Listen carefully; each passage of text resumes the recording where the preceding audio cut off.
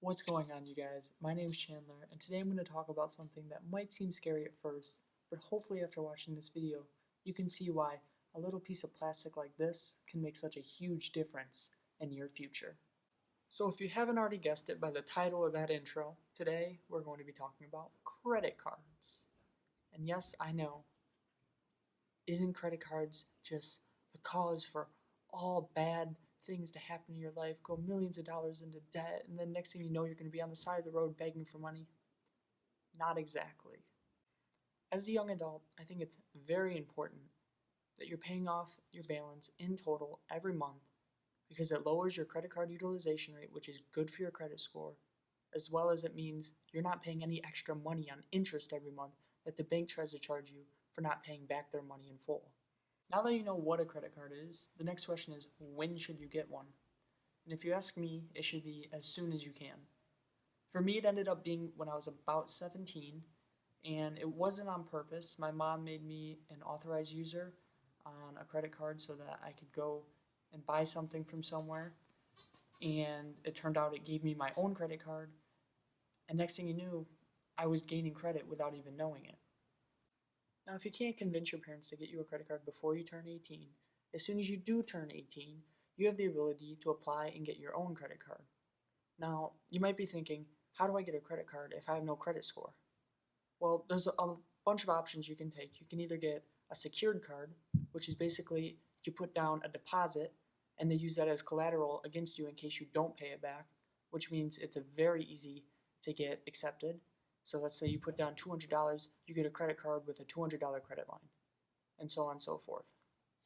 Another way of doing it, a lot of student cards, as long as you have an income, they're likely to accept you. My first credit card I got was a Capital One secured card. I put $50 as a deposit so they could use it as collateral, and they gave me, I think, a $200 credit line because I already had a credit score before, which meant I could get a little higher of a credit line without having to pay more money. It's important to know when applying for credit cards that it isn't a job application. You're not just applying to as many as you can and then hoping to get accepted to one of them and get just free money. That's not how it works. Every time you apply for a credit card, you put in your social, you put in all your information, you get a hard inquiry on your credit report. And you don't want a lot of those because it brings down your credit score and makes it harder to get accepted for other credit cards to lower your credit score. So you really want to make sure that the first credit card you're applying for is either a secured card or some kind of student card, and that you have an income that they can see to back up giving you money for free, basically. After about a year or so of having a secured credit card or your first credit card, your credit score should be getting closer, if not a little above 700, as long as you're paying it off in full every month. Make sure you don't miss a payment and you're paying off everything on time. Your score should be about 700, probably a little higher than that. And that's when you can apply for your second credit card, and you can get an unsecured one at this rate. With an unsecured card, you don't have to put down a deposit, and they'll just give you a credit line. And so long as you pay it off in full every month, you're going to be golden. You won't be paying any extra money, and this is when you can start getting into some good rewards.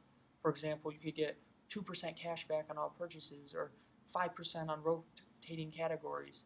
It really depends on the card you get. But just make sure you do some research before you apply for a good benefit card, because a lot of good benefit cards come with a requirement of a high credit score, which you don't always have in your first year or so of having a credit card. The last thing I want to talk about with credit cards is when you're getting your first credit card and your first couple, make sure you get one with no annual fee. This is really important because your credit history plays a big role in your credit score. And if you're getting a credit card at the very beginning at 18 years old and it has a $15 a year annual fee, well, if you want to keep that card for 10 years, that's $150 over 10 years. And when you could just be getting a free card and then paying it off in full every month, and it's like it's not even there, you're just using it as a normal debit card almost. So finally, the why. Chandler, I see how, oh yeah, credit cards are so good, you get free money, you just pay them off in full, you might get 2% cash back, you might not. Why should I get one? What's the long term? Let me tell you. Long term, you're building your credit score. The higher your credit score, the better interest rate you're going to get on loans. This is important because in the near future or in the future, if you ever want to get a car or a house or any other big loan or mortgage, you're going to want to have a good credit score because then they're giving you the best rates, which means you're going to be saving the most money by paying the smallest amount of interest that they can offer. So just as a reminder, credit cards might not be for everyone. If you don't think you're going to be able to control yourself and pay off your credit card bill in full every single month on time, you should not be getting a credit card. The money you're spending on a credit card should be money that you're already going to be spending, and you're just putting it on the credit card anyway, for rewards or some other purpose. If you think you're the type of person that they're going to see, oh, I have $500 available on this card right now. Let me just buy this TV or let me buy all this fancy stuff. It's not going to be a good thing for you. Until you can get better with your money and be able to control yourself to make sure that you're only spending money that you'd already be spending and that you're going to pay off the bill in full every month, I would hold off getting a credit card. So thanks you guys for watching today. I hope you enjoyed it. Hopefully you learned a couple things and you learned whether or not you should get a credit card, when you should get one, and how to get one.